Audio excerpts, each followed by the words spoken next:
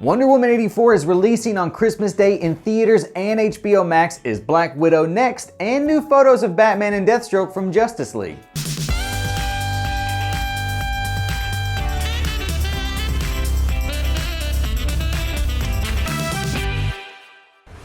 Hello, I'm Chris Killian, and I thought I hated 2020, but now I don't know how to feel. You go and do something like this and totally redeem yourself. I told you guys last week that Warner Brothers was wrestling with what to do with Wonder Woman 84, and I'm happy to report they made the best possible call. Let's talk about why. It sucks for theaters, yes, but this is not a sign of things to come. In fact, AMC Theaters head honcho Adam Aron released a statement saying they are fully on board with Warner Brothers' announcement. It's all good, baby. It's all good. This is a Band-Aid fix. This does not mean the death of movie theaters.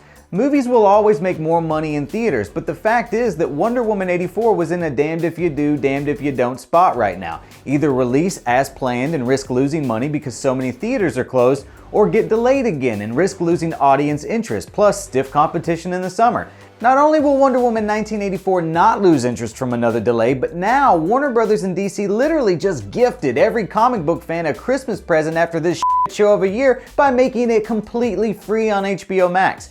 Wonder Woman 84 was going to lose money regardless at this point, through no fault of its own, but rather than get lost in the shuffle next year, Wonder Woman 84 will now be the most talked about movie of 2020. Bet. This is a smart move considering the circumstances. Wonder Woman 1984 will also be hitting international theaters on December 16th, so if you're in a place where HBO Max isn't available yet and you can safely find a theater, you've got the option to see it 9 days before it releases in the US. Now the big question is, will Disney follow suit and release Black Widow the same way in order to regain some momentum?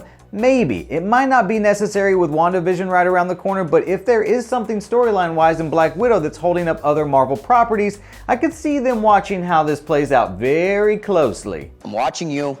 I'm watching you. Even though I haven't heard much of anyone talking about the Avengers game lately, they have released their first look at the Hawkeye Kate Bishop DLC along with, as you can see, a first look at Maestro. Whoa, that's so cool, bro! Something that is super cool is the fact that IO Interactive, the makers of the Hitman games, are taking a break from Agent 47 to develop a James Bond origin story called Project 007. If you played any of the Hitman games, you know how awesome this news is. We haven't had a proper James Bond game since GoldenEye back on N64. Now the big question is, who's gonna be James Bond? Daniel Craig or an all-new original Bond specifically for the game? Hopefully they'll do like the Batman and Spider-Man games and release skins of every Bond except Timothy Dalton. I'm just kidding.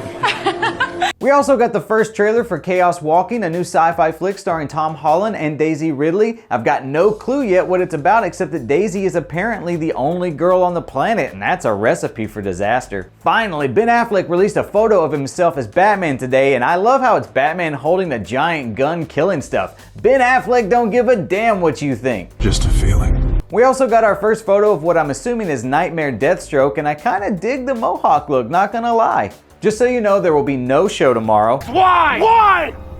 If you missed me too much, just find me on Instagram at CK Comedy, but I'll be back on Monday. Till then, wash your hands, and thanks for coming to Comicbook.com for the best geek news.